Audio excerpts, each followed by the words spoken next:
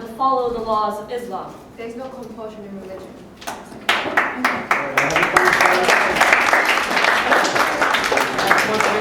One final point of information. Clarification. I would like to clarify that in Tunisia, actually, religion stays at home because according to the Code of Personal Status, which was adopted shortly after independence in 1956, this Code of Personal Status that says that everyone is treated in the same way regardless of their religion. So does that not just prove our point that you can have a religion and not necessarily implement it? Is that a point of information? On the contrary. Right, okay, we've got to draw a close end. Right, can we get our final speakers, please?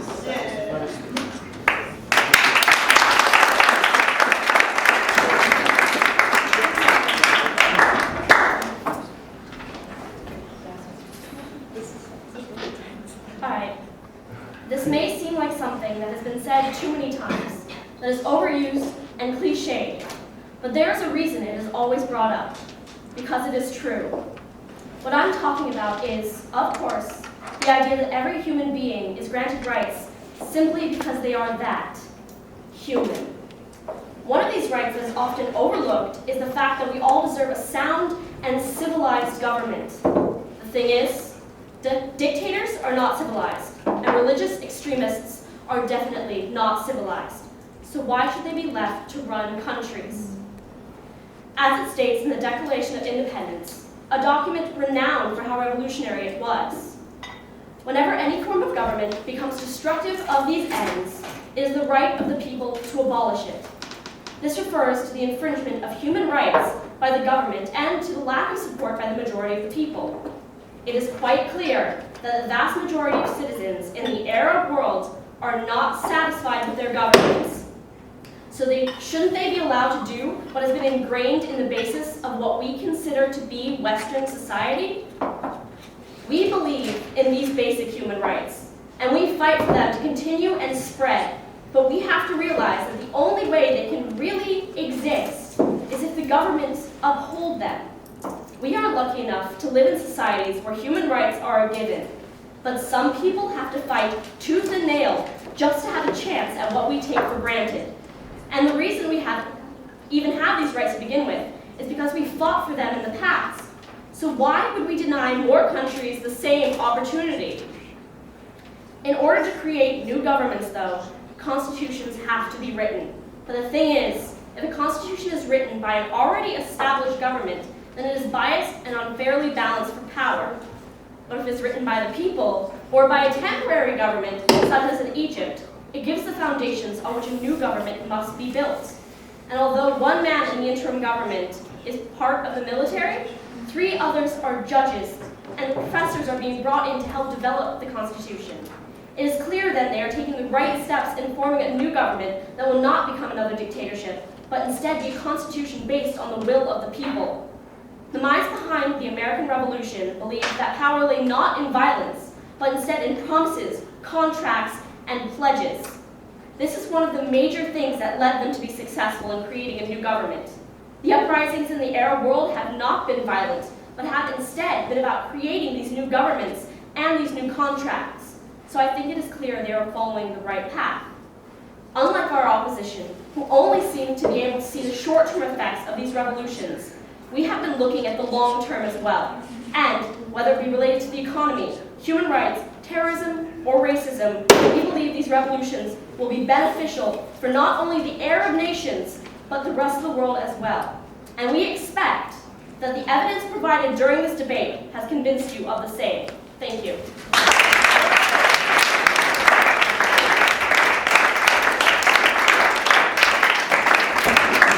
Point of information. You said that the revolutions and stuff are non-violent. I'd like to point out Syria as an example contrary to that. What do you say to Syria?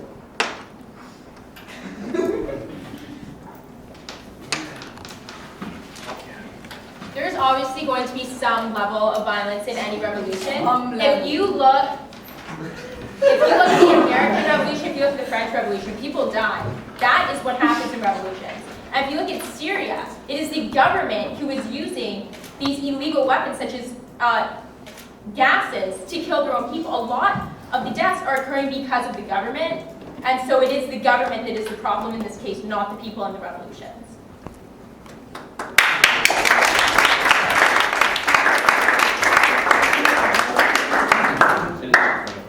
Well, so you're actually saying that there is violence in Syria. Right? Yes, but we're not saying it's caused by the people. We're saying it's caused by the government that they are attempting to overthrow. It's caused by the revolution. Not the revolution. Okay. Yeah. The final speakers, please. Thank you. Very much.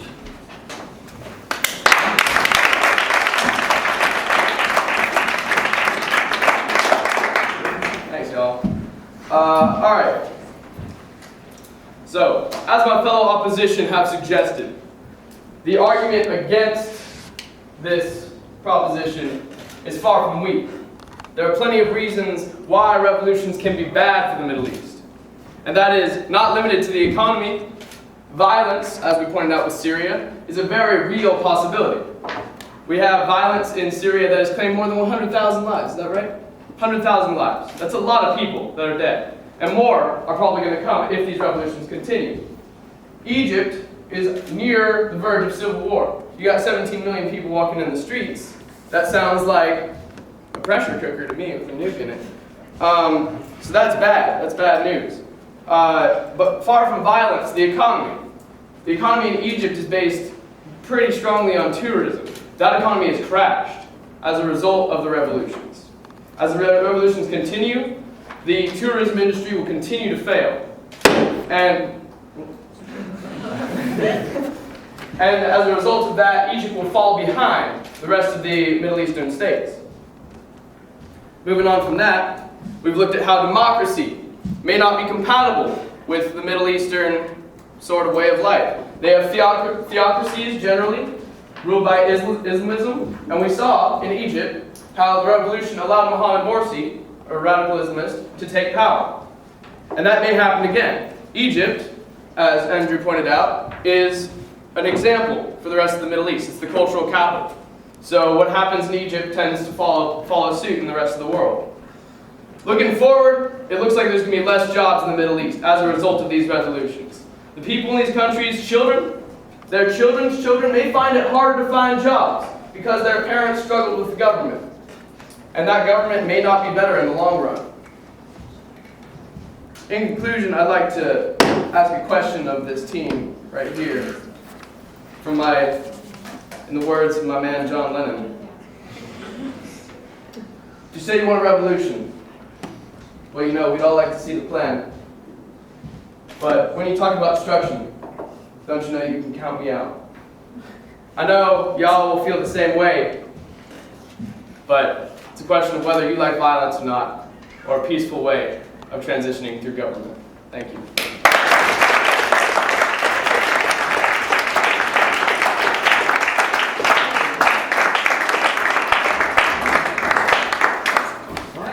Thank both teams. I think you will all agree with me that this has been absolutely fascinating. I just have a point of clarification. Yes.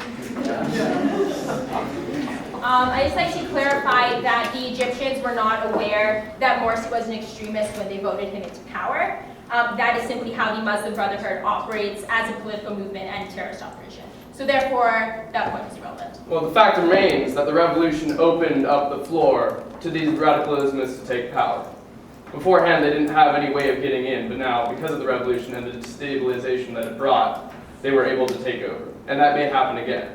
However, the people did reject it. So you can just see how their goals are stronger than that of the extremists. Can I ask a general question? Well, question, not question. It's from the- Clarification or information? It's question. Why do you actually... It's a question. Why do you actually believe it's beneficial? Like, you say, we want this to happen, democracy, blah, blah, blah, but you never actually said it's going to be beneficial because these countries, after the revolutions, they're going to blah, blah, blah. You never said that. Can you just very briefly answer that? Did you? They are beneficial to the world because they are leading to reduction in extremism in terrorist groups. They are going to better economies once the religions are over. They are going to lead to better human rights situations, and they are leading to reduction in racism as well. Yeah. Okay, and we're going to open the floor up now. So can we? Yeah, let's do that. Okay, ladies and gentlemen, thank you very much to both teams. Let's give them a round of applause.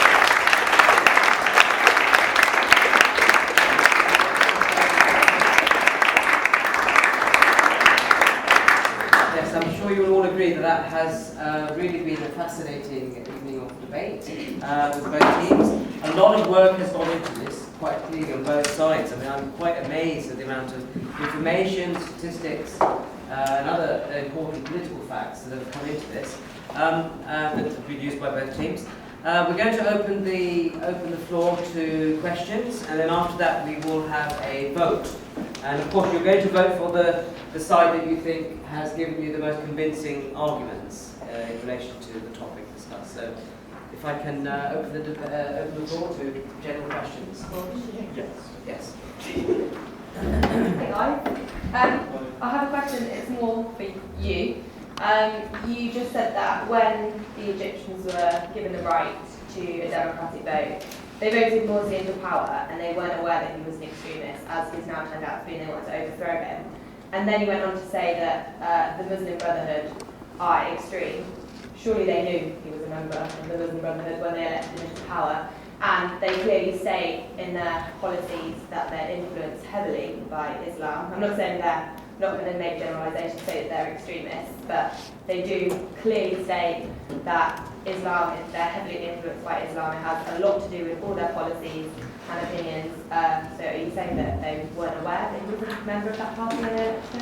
No, I'm saying they were aware. He ran on the campaign that Islam is the solution. They just weren't aware that he was going to take it to a radical extreme and, for example, try to ban alcohol in all hotels even, which would like extremely hinder tourism. So they weren't aware that he was an extremist. They were aware that he was an Islamist, but not an extremist. Okay, but didn't you just say that the Muslim Brotherhood are extremists? Yes, they are. However, they operate on the principle of Islam is the solution, and they don't widely broadcast the fact that they're going to force it upon every single person. Yes. I have a question to this side. Yes. Opposition. Yes. Yeah. And in the last speech, you said like whether you like in the really last you asked them about like whether you like violence or peaceful way of treating or something similar to that. And like if like the extreme radicalist is like in the power of government, how would like they like will hear out the voice of citizens? As in like what is there any like practical like solutions, like peaceful way of like handling these government? Well, I was making the point that the revolutions, the way they're being handled now, are taking the turn for the worse. They're becoming more violent, and we see that in Syria. And I think with time, these countries could become more familiar with democracy and maybe move in that direction. But at the moment, it's really not so much of a possibility, and shouldn't be embarked upon, especially in their weak economic state. Thank you. Yes. Hey. The Arab Spring is encouraging Islamist states to come into power. Take Tunisia, for instance, in recent elections voted in an Islamist state with 43% of the vote. Now, with Islamist states coming into power, it's seemingly looking to become very weak for Israel, who are in the middle of this situation where there are lots of Islamist states Islamist powers coming into power. Now, what's to say that these Islamist states would like what they feel is their land back from Israel? How is that beneficial to the world if they choose to go into war with Israel in order to claim back the land they feel is theirs? Question for the proposition. Yeah.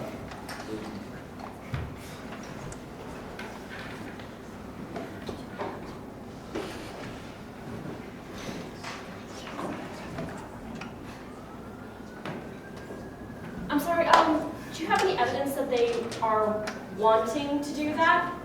And that, yes, but do you think they are I all? wasn't implying that they wanted to do it, but I was implying that if they chose to do it, what benefit would that have for the world? Because surely they could, if quite a lot of them got together and decided that they wanted what they thought was their land back, that over history they have claimed is rightfully theirs from the Jewish people, that could break into a whole messy situation for the whole world. Obviously, there are several weaknesses to the Arab revolutions. We're not saying that they're going to be perfect and they're going to be completely beneficial to the world. However, we are simply arguing that the positive aspects are outweighing the negatives. And because there's no evidence of that occurring right now, I would have to say it doesn't really take away from the fact that there are a lot of positive outcomes that are occurring as a result of these revolutions. I'm not going to stand up for the camera, but I have a question for the proposition. A lot of the arguments on both sides have been based on stretched resources and how at the moment the situation from an economic perspective is quite bad. But then one of the benefits that I think Hannah highlighted was that a democracy would lead to an increased population. In fact, I think you used the term population inflation, and I wonder how this matches up with stretched resources. If we're injecting happy citizens, I think you should call it, into these countries, how that's going to impact on resources?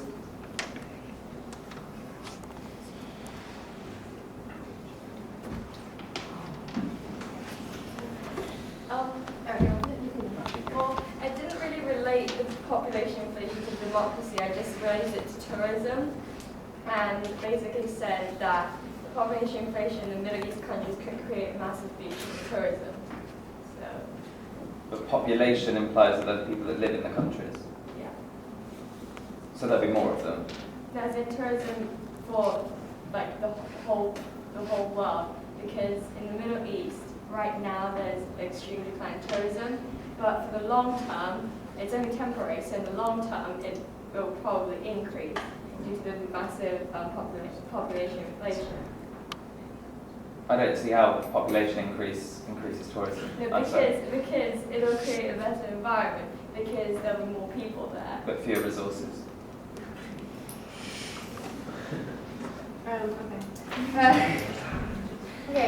Okay, I think what she's basically trying to say is that right now the country, let's just look at the country right now. The Middle East right now, like I see it, it has men working. Now she says it's going to be more people. She needs a happier environment. Most people right now wouldn't go to the Middle East for summer, wouldn't go to the Middle East for Easter, because if you go there during that time, you're probably going to get bombed by a bomb. But what she's trying to say is that when this whole democracy is over, which we hope is going to happen sooner or later, and to give obviously a happier environment, people will feel more safer to come to the country, and not to talk of women who actually be working then, because women who have the rights to be working, which is what she's called. Thank you. Great. Some more questions, perhaps, from the back? Yes? I've got a question for the opposition, Okay, which is kind of related to going to question. So you clearly stated you're against revolutions, but you think these countries should change. And can you just clarify exactly what you're suggesting as an alternative? Because it can't just be a waiting game. Well, we're trying to. Excellent question. Oh, okay. We do not believe that revolutions are bad. There's obviously major human rights violations going on right now. The proposition that we are opposing is that the way these revolutions are being conducted and the manner in which they are occurring right now will not be beneficial to the world. So how do you think they should be conducted? That's kind of a subjective question. How do you guys think they should? Well, no, I think that's a very good question, yeah. We should talk about that. What Because alternatives? if we could go back in time and change the way these revolutions occurred, we would choose a different path for them, because this one is not going so well. To be honest, the military in Egypt is a weird thing. They own land, they sell services, and I think if I were an Egyptian, I would want the military, which is very organized and very, hasn't really violated too many human rights organizations apart from shootings and stuff, which, whatever. But I think in the long run, a military takeover would be beneficial to the nation, at least as far as Egypt is concerned. I'm not sure about Tunisia or Yemen. But if there was a military takeover that lasted for a brief period of time, so that the economy can stabilize, the economy can support a revolution, then I think that would be more beneficial. Okay. Any other questions? I just have a kind of general question to everybody, really. It seems to me that everyone's really impatient for the revolution to be sort of go from some sort of hideous state to some, heaven-type scenario. And it just seems to me that we're being really impatient with this revolution. Of course, it's going to take ages. They always do. I mean, it's not going to be until 2020 something that we're starting to see stability. So I guess my point is, surely we just need to roll with the revolution and see how it pans out, even if there's another one after it and another one after that. Because we can't just, I don't know what the alternative is. Go back to the previous question. What, if we're not going to have a revolution, if we're not going to let it run its course, what do we do? What's the alternative? I guess that's the opposition, right? That is why we say, that is exactly why we believe that we don't have to step in immediately in democracy, because that probably won't be possible. But I'm saying we should step in. I'm just saying, what's the alternative to a revolution? What we did say. Well, I think what I mentioned to Kate's question about the military stepping in and kind of taking over for a brief period of time so the economy can catch up with the revolution, because the revolution has really taken a toll on the economy. And really, if the revolutions continue as they have, it will be further detriment to the economy, and then Egypt will fall behind, as will other parts of the world. Sorry, he's basically saying that you want them to go into a coup. Like you said, the military should take over. And you're thinking short term. He was talking about long term. You can't ask a country to go into a coup. If you look at all the past, you were talking about Egypt's past and how Egypt have gone into all these military things and how it's practically destroyed this country. No, yes, you did. You kept talking about the past and how the past did this and how the past did that. The past was a dictatorship. It wasn't military. Yeah, exactly. Right now, you're saying that the military should take over the government. Yeah. And form a coup. Well. That's what military taking over the government means. Well, yeah. Yeah. So, okay. And I'd just like to add that a coup is what you were saying was a negative impact of the revolutions in the first place, which kind of makes you hypocrites. The situation has changed. The situation has changed. Okay, one more question. Okay, so what I think should be acknowledged is the fact that by saying that the military should step in again is that you're going back to where it was. And right now the revolution is trying to get to a new place, and that will take time. So if you go back again, you'll end up in a few years with the same mess where you are now, because it'll just keep repeating it until the people that are living there will be happy. So if you're going to step back back to the military, what will say that it won't happen over a few years again? Well, the point I'm trying to make is that these revolutions are going to happen, and I don't personally think the military should step in, but that is, if there was an alternative, that would be what I would suggest. So as it stands, I think we should wait and see what happens with the revolutions. But if there were an alternative that needed to be put in place, I would say the military. Okay, maybe we can just take the last two questions then. Go here. One question is for the definition of your democracy is that everyone to have an open vote, but in the really beginning question you said many people are poor and uneducated, so one thing that I came up with was instead of having the violent revolution, maybe they could protest for making education reforms for them to have more ideas about politics. Even they have open the vote, if they don't have education, they might choose the extremists again, who in the unstable government, they could come into power again. So I wonder how open vote could actually eliminate. If an extremist government is in power, why would they educate their people to be able to vote against extremism? So the revolution needs to happen first before they are able to be educated in that sort of way. I also want to state that most of the people who are protesting are under the age of 24, which is just to show that the youth are the ones who want this change and they want the education. So they know what they want, which is why they know what they're fighting for. They're fighting for democracy because they know that when they get a democracy, they can finally get their education. When you have a democracy, everybody can vote. So that doesn't just count like the youth that is protesting. It's all of the older people, all of the uneducated people. And y'all said that like a large part of the population was uneducated. So how do you expect, if everybody can vote after the revolution has taken place and there's a democracy, and a lot of these people are uneducated, how they're going to vote for someone who isn't an extremist? I don't think it takes brain science or anything to know how to vote for somebody. Is that what you're saying? But it's easy to fall for propaganda when you're not. Yeah, but they've been going through propaganda for their whole lives, and now they want to change. So what you're saying is kind of relevant. Right, okay, I think we'll have to start wrapping things up. No, So we're the last The opposition said at some point that Islam and democracy were fundamentally incompatible. It strikes me that 500 years ago we'd have heard similar things when we were talking about the divine right of kings, that Christianity and democracy are fundamentally incompatible. Islam and Christianity both share this divine order of grand creation, this hierarchy. Could you point to any scripture from the Quran that says you cannot have a democracy? Good question. I have a quick question. Okay, is it Recognize related to that one or? or? It's about the coup.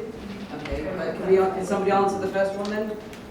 I think they were just bringing it up. If either you have it to hand, or you need to go through the entirety of the Quran right now. No, we saw the phrase. What we are also referring to is if you look at past Islamic governments, they've always been theocracies. I believe that Turkey was one of the first to actually ever establish a secular government.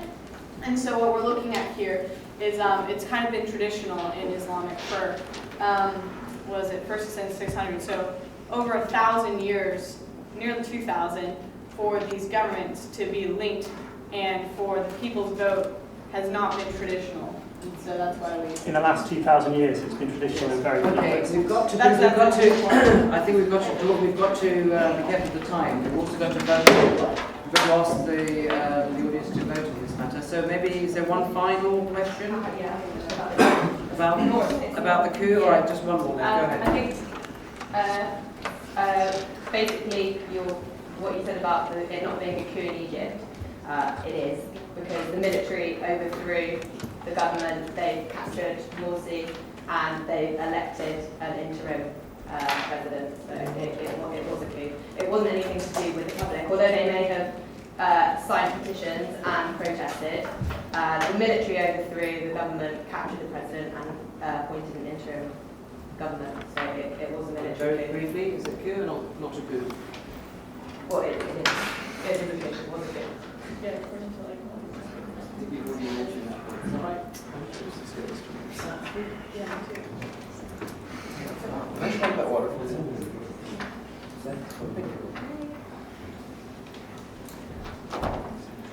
Alright, she made it very clear at the beginning how this is not a coup. Even though the military did overtake, who did overtake? Yeah, Morsi. That doesn't mean that means it's a coup. Do you pardon?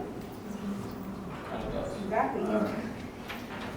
A coup is when the military overthrow the government, detain the president, and appoint an interim government. Okay, come on. He's being detained at the moment. No, I think we've got to end it. Exactly. He's being arrested. Being arrested right now. Okay. Why is he being arrested? He's being arrested because of what he's been doing to the country. If it was really a coup, then they wouldn't be taking down somebody who has been encouraging the military in the first place. The military are taken down because the military are the people. The military aren't different than the normal people. The military also see, but the thing is that this isn't a coup, and she said it very simply. She said it at the beginning. It is a coup is a forcible overthrow of a government or social order in favor of a new system. Yeah, that's exactly what happened.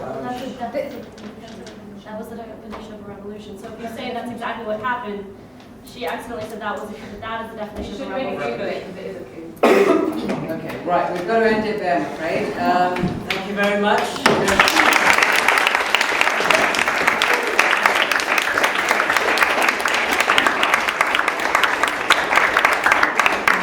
thank you also for coming tonight, and I'm sure you will agree that this has been actually a very informative and actually scholarly debate on the issue of revolutions and the Arab region.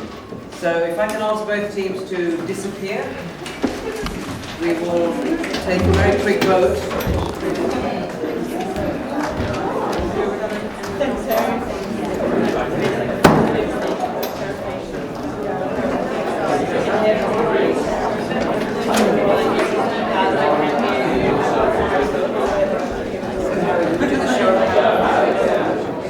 So remember, it's just based on the arguments, how much of the arguments you felt were convincing to you, and you felt that the arguments made sense. We're only going to be voting on that, okay, which team you thought was the most convincing. So it's just going to be on a show of hands. So how many people agree with the proposition that the Arab revolutions are beneficial to the world? Keep your hands up, please, so we can count it. 1, 2,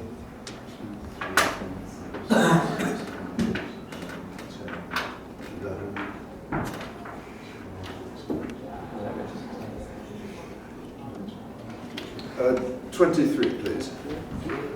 And how many people think that it's not beneficial to the world? Not beneficial. 1, 2, 3, 4, 5, 6, 7, 8, 9, 10, 12, 13, 16, 17. And any abstentions? Abstentions? Did anyone not vote? Anybody who doesn't want to vote? One abstention. Right, we can pull them back in.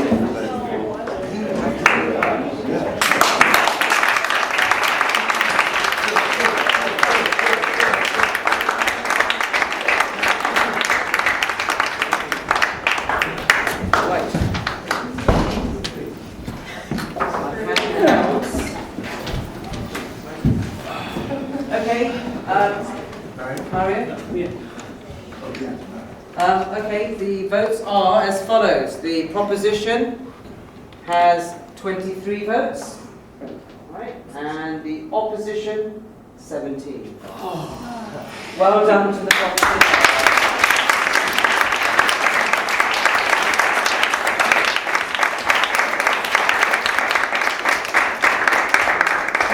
Mario would like to have a quick word. Good evening, everyone. My name's Mario Peters. I am the founder of the Summer Academy and a non-executive director. I leave the hard work to my esteemed colleagues like Richard and Nadeem here, who do a much better job than I would. But I love to come to these debates, and I'm actually addressing my comments to the teams here, although I'll face forward. So I'd like to come to the debates. I don't manage to show my face very much while the Summer Academy is taking place. But I do like to come to the debates to get a sense and a sounding of what's going on. And I just wanted to step up tonight, and I've never done this before, I've never come up here, but I felt moved to do so this evening because of the quality of the teams, the debating. And I don't know about you, but I genuinely found myself unusually swayed this way and that as the speakers subsequently came up here to speak. And I find that usually I have a fixed view on what I'm going to think, but I found this really persuasive, and I just wanted to commend these young people behind me for the commitment and the preparation, the delivery, and some of the passion that we saw. And the main point I want to make is that the point of it and the value of it was not who was wrong or who was right or who won the debate, in fact, but that these people here dared to try. They stepped up and took a risk, and it's a very great thing that you've done there. So I commend you all, and you're great ambassadors for yourselves and for your nations and for the Academy here under Dr. Nadeem. So thank you all very much.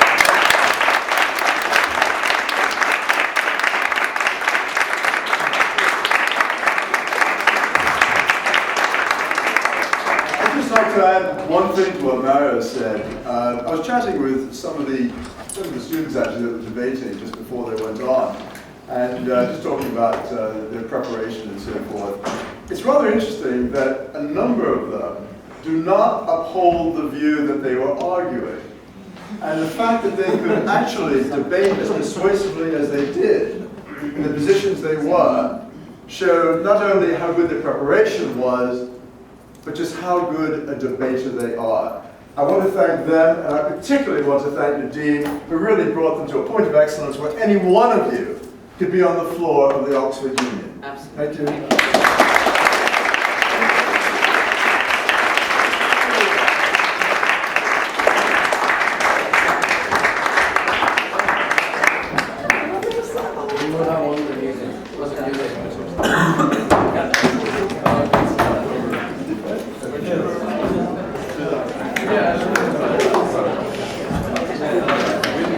Guys, can I just quickly take you through what's happening tomorrow?